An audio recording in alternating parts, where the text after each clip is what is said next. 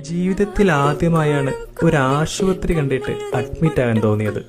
ചികിത്സക്കായല്ല, ഈ പഴമയുടെ ഭംഗിയിൽ കുറച്ച് ദിവസം ജീവിക്കാൻ.